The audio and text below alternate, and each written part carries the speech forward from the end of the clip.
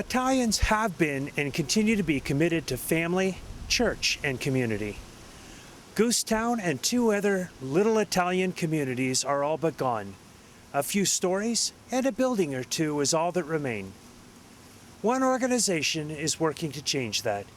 With the vision, the direction, and the dedication of a small group of people, one of those communities is being restored and its history preserved for us to experience today and cherish tomorrow. As we continue to explore the Italian connection in Willow Glen, we have the opportunity to be here in Little Italy in San Jose and talking with Joshua DeVincenzi-Melander, who's the chairman of the Little Italy Cultural Center. Welcome, Joshua. Thank you, Kevin. Tell me a little bit more about Little Italy. Yeah, so basically this project started, we were looking for a new Italian cultural center and meeting with the redevelopment agency, and then also looking into the three original Little Italy areas in San Jose to locate this cultural center. And we looked into North 13th Street, Goosetown, and then River Street, where we're standing right now. Those are the three Little Italies in San Jose, and River Street was the first Italian settlement in San Jose. The period from the 1870s to about the 1920s, the Italian Americans settled in these homes around us, and they built the Italian community like they did in 13th Street and in Goosetown, built an Italian church. Unfortunately, it was torn down in the 1960s, but this was Holy Family Church, which was built in a replica of St. Peter's Basilica in Rome, and it was located right here on West St. John Street and River Street. Wow. So, and then Henry's High Life, which is kind of the anchor still of this area, used to be an Italian hotel called the Torino Hotel. So there's a lot of history here, and which is why we're really interested in turning this into the home of a new Italian cultural center and Little Italy San Jose. So tell me, how big is this area that you're looking at? So we're looking at West St. John Street. Really kind of connects the whole part of Little Italy from the arena to San Pedro Square and the axis right there, and then North Almaden Boulevard. It's really kind of like an L shape and really kind of connects the arena to San Pedro Square and the public market through Little Italy. So what's this going to look like when you're finished? Basically, we have the 31 authentic businesses interested, and like I was saying, we're hoping to have the first 3 businesses who are actually already working on signing their leases now: a Sicilian restaurant, a Italian wine bar / espresso shop, and then a Dopo Scuola, which is a Italian program where kids go and they learn Italian during the morning and afternoons. And we'll be turning these homes into Italian businesses, which kind of, if you've been to Old Town Sacramento, kind of feel like that, where you really feature the historic buildings in San Jose as businesses. And then obviously this will be anchored by the Italian Cultural Center, which will have several banquet rooms, an Italian historical museum. So it's really going to be nice. And then I was mentioning also that we're having a underpass that connects the two River Street to the San Pedro Square.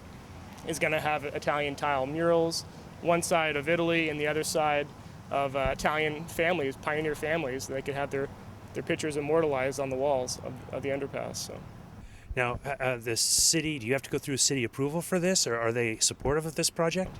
So there's really no city approval for what we're doing right now. It's really a grassroots effort with the Italian community and getting the interested businesses into contact with the leasee of these buildings. But we definitely have been in contact with every city organization. Pat Dando and Dan Fenton from the Office of Cultural, from the Convention Center and Visitors Bureau and Chamber have been out here. We're working with Scott Neese from the Downtown Association, Leslie Hamilton, Guadalupe River Parks and Garden, and First Act. And of course, Sam Ricardo is a big part of our success as well, very supportive of what we're doing here.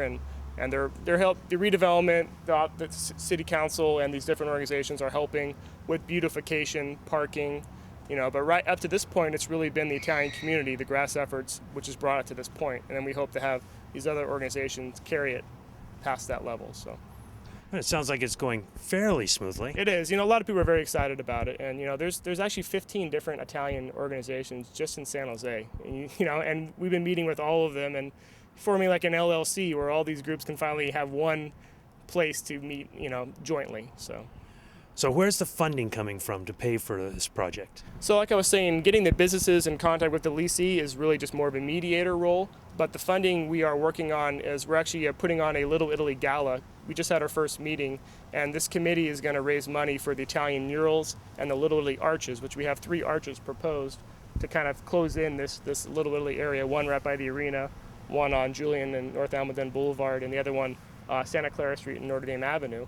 And then the murals, which one side will be murals of scenes of Italy and the other would be Italian families. So this committee is going to put on this gala event to really get a lot of Italian families to raise money and have their family featured on the mural or have their family on the arch. And so then also when we would eventually have a business association for Little Italy, either extend to be part of downtowns, community C-bid or P-bid, or do our own where the business owners could pay a tax to raise more money for beautification. And So Josh, how did you get involved in this?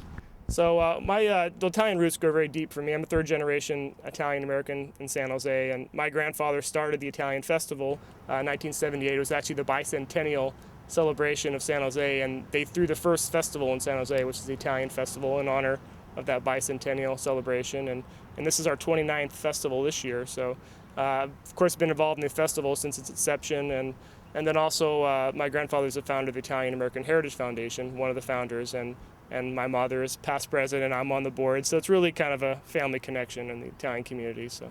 And a connection to Willow Glen. Of course. Josh, we really want to thank you for taking the time with us here at Willow Glen Emotion and letting us know about the new Italian Cultural Center. We really appreciate it. Thanks a lot, Kevin.